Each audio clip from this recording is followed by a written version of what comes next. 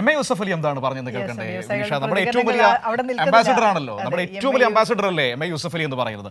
അപ്പോൾ അദ്ദേഹം പറഞ്ഞത് എന്താണെന്ന് നമുക്കൊന്ന് കേൾക്കാം. പറഞ്ഞോളൂ വിനിഷ, എന്താണ് അദ്ദേഹം? ഭാവി തലമുറയുടെ മികച്ച അവസരങ്ങൾക്കായി കൂടുതൽ നിക്ഷേപങ്ങൾ കേരളത്തിലേക്ക് എത്തണമെന്നാണ് MA യൂസഫ് അലി തന്റെ അഭിപ്രായം പങ്കുവച്ചത്. ഇൻവെസ്റ്റ് കേരള സമ്മിറ്റ് ഇതിനുള്ള മികച്ച അവസരമാണെന്നും കേരളത്തിലെ സാധ്യതകൾ എന്തെല്ലാമാണ് എന്ന് ലോകത്തെ അറിയിക്കാമെന്നും MA യൂസഫ് അലി പറഞ്ഞു. ഈ ഇൻവെസ്റ്റ് കേരള സമ്മിറ്റ് അടക്കം നടക്കാൻ പോകുന്ന ഒരു സമയത്താണ് ഈ അനാവശ്യ വിവാദവുമായിട്ട് നമ്മുടെ കോൺഗ്രസ് നേതാക്കൾ എത്തിയിരിക്കുന്നതെന്ന് കൂടി നിങ്ങൾ ശ്രദ്ധിക്കണം. ഏതായാലും യൂസഫ് അലിയുടെ വാക്കുകൾ കേട്ടതിന് ശേഷം മടങ്ങിയെത്താം. കേരളത്തിന്റെ ആവശ്യമാണ് കേരളത്തിനെ മാർക്കറ്റ് ചെയ്യൽ. ഫ്യൂച്ചർ ജനറേഷന് ജോലി കൊടുക്കാൻ വേണ്ടി നമ്മുടെ സ്റ്റേറ്റിനെ മാർക്കറ്റ് ചെയ്യണം. നമ്മുടെ സ്റ്റേറ്റിന്റെ എന്തെല്ലാം ഫെസിലിറ്റീസ് ഉണ്ട് അത് ലോകത്തിനെ അറിയിക്കണം. എന്നാലാണ് ആൾക്കാർ ഇങ്ങോട്ട് വരുള്ളൂ.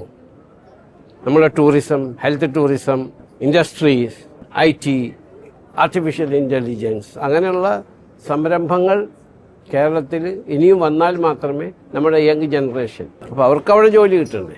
അതിനുവേണ്ടി കേരളത്തിൻ്റെ മാർക്കറ്റ് ചെയ്യാൻ വേണ്ടിയിട്ടാണ് ഇൻവെസ്റ്റ് കേരള.